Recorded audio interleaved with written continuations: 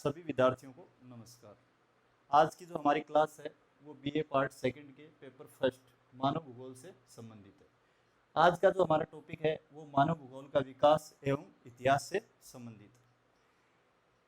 मानव भूगोल है वो एक गत्यात्मक विषय है और अगर इसके विकास क्रम को या वास्तविक स्वरूप को समझना है तो इसके विकास क्रम को जानना हमारे लिए बहुत ही आवश्यक है।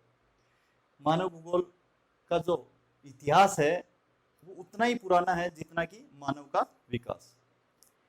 जब से मानव ने सक्रिय रूप से पृथ्वी पर अपने कार्यों के द्वारा इसमें परिवर्तन लाना प्रारंभ किया, तब से मानव भूगोल का जो विकास क्रम है वो वहीं से प्रारंभ हो गया था, जब से मानव ने सक्रिय रूप से प्रकृति में अपनी भूमिका को बढ़ा दिया था।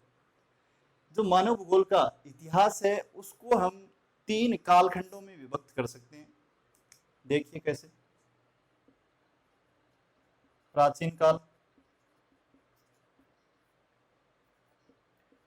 मध्यकाल और आधुनिक काल।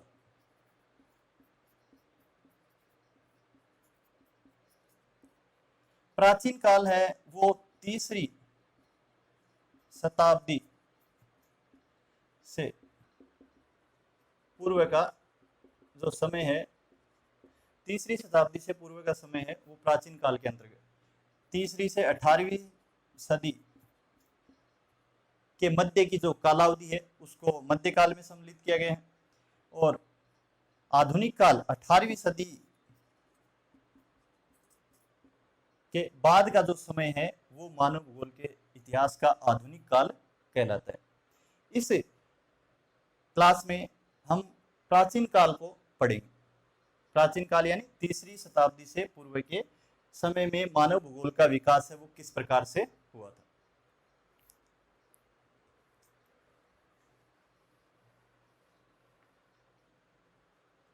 प्राचीन काल की अगर बात करें तो मानव भूगोल का विकास अत्यंत न्यून रूप से हुआ था, क्योंकि जो प्राचीन समय में विभिन्न संस्कृतियां थी वो एक दूसरे से बहुत ही कम परिचित थी। तकनीकी विकास का जो स्तर था उनका अत्यधिक निम्न था और जो चारों तरफ वातावरण है उसका प्रभाव मनुष्य के ऊपर अत्यधिक था। इसलिए जो भी प्राचीन सभ्यताएं, हम चाहे जो भारतीय सभ्यता है, चाहे चीनी सभ्यता है, चाहे मिस्र की सभ्यता हो, चाहे रोमन सभ्यता हो, चाहे यूनानी सभ्यता हो, ये सभी सभ्यताएं जो प्राकृतिक शक्तियां थी उनके प्रभाव को मानती थी। और प्राचीन समय में जो प्राकृतिक तत्व जैसे अग्नि, जल, वायु,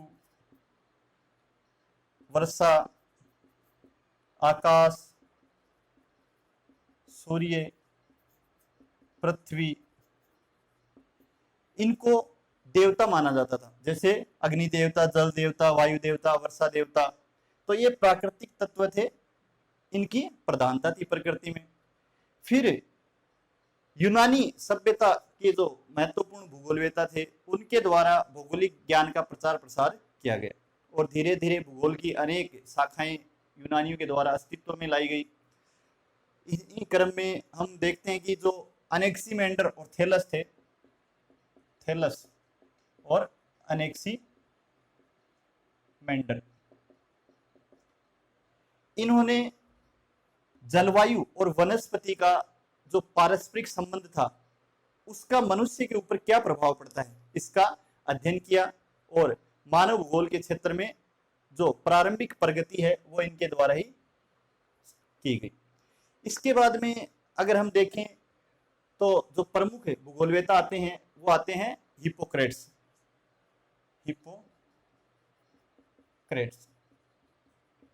इन्होंने 420 ईसा पूर्व एक पुस्तक लिखी थी,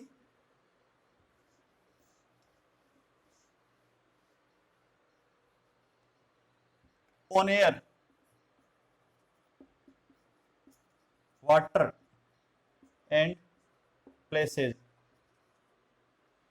इस पुस्तक में इन्होंने बताया कि जो वायु है, जल है और स्थान है, उनका प्रभाव है वो मानवीय क्रियाकलापों पर पड़ता है। तो मानव भूगोल धीरे धीरे अपनी प्रगति पथ पर, उसके बाद में हिप्पोक्रेट्स के बाद में अरस्तु। अरस्तु ने बताया कि जो ठंडे प्रदेशों के लोग हैं वो बहादुर होते हैं। ठंडे प्रदेशों के लोग क्या होते हैं? बहादुर। लेकिन उनमें जो चिंतन की प्रवृत्ति है कम पाई जाती है। जो एशियाई क्षेत्रों के लोग हैं यानी उष्ण कटिबंधीय क्षेत्रों के लोग हैं वो क्या होते हैं? सुस्त होते हैं, लेकिन वो क्या होते हैं? चिंतनशील होते हैं, चिंतनशील होते हैं।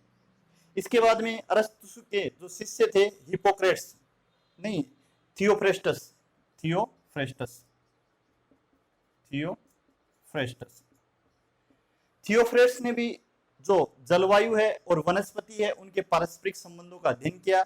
इसके बाद में जो मानव भूगोल का जो इतिहास है उसमें धीरे धीरे उल्लेखनीय कार्य होने प्रारंभ हो गए। हेरोडेट्स, जिनको इतिहास का पिता कहा जाता है, उन्होंने अपनी पुस्तक मानव इतिहास,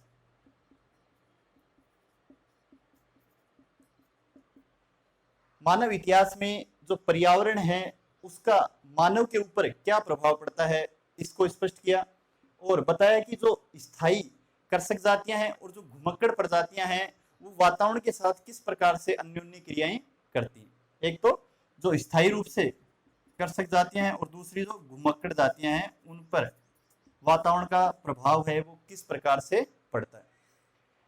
इसके बाद में हिकेटियस,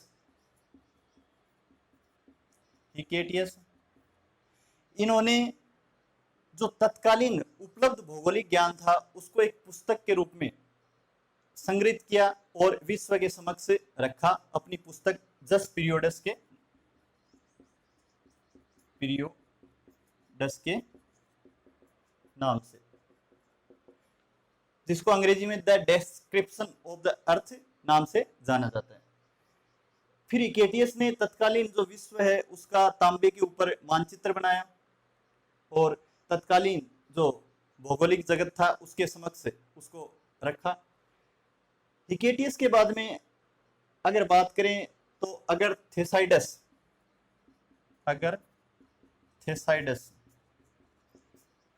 इसने इथोपिया की जो प्रजातियां थी उनका वर्गीकरण प्रस्तुत किया उनके भोजन के आधार पर। इथोपिया की प्रजातियों का वर्गीकरण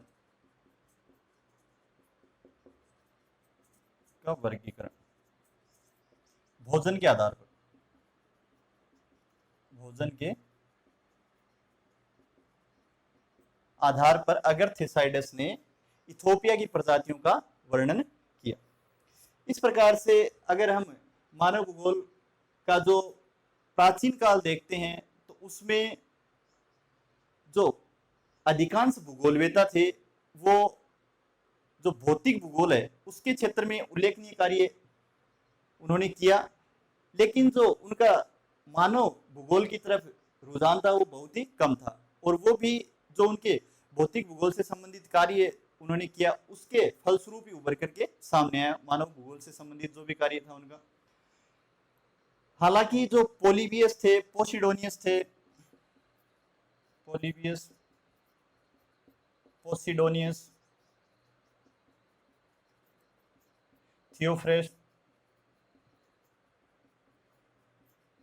थियोफ्रेस्टस है, इन्होंने प्राकृतिक भूगोल पर ग्रंथ लिखे और उन ग्रंथों में ही मानवीय भूगोल पर या मानवीय पहलू उन ग्रंथों से उभर करके सामने है।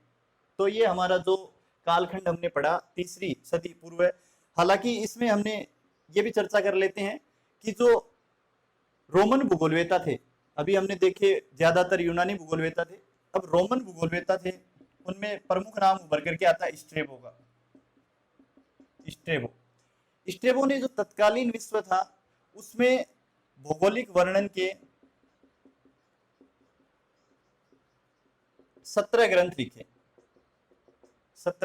लिखे और जो इटली था उसकी तत्कालीन जो रोमन साम्राज्य है या रोमन सभ्यता है उसकी विश्व में छाप के संबंध में उन्होंने कहा कि जो रोमन सभ्यता है उसने उल्लेखनीय प्रगति है वो अपनी भौगोलिक स्थिति के कारण से की है, या हम कह सकते हैं समुद्र तटीय स्थिति और जलवायु के कारण से वो अग्रणी है विश्व में। इसके बाद में नाम आता है टोलेमी का, क्लॉडियस टोलेमी। टोलेमी ने जो ज्यादातर कार्य किया वो गणितीय भूगोल के या खगोल शास्त्र के संबंध में किया था। इन्होंने मानव भूगोल के क्षेत्र में कोई उल्लेखनीय कार्य नहीं किया। इनका जो महत्वपूर्ण ग्रंथ है जियोग्राफिकल सिंटैक्सिस वो भी गणितीय भूगोल से संबंधित ही है। तो ये इस प्रकार से जो हमारा मानव भूगोल का जो प्राचीन कालखंड था 3री सदी से पूर्व का, वो आपके सामने यहाँ पे है। इससे अगली क्लास में हम पढ़ेंगे मानव भूगोल का इतिहास से संबंधित मध्य काल। धन्यवाद।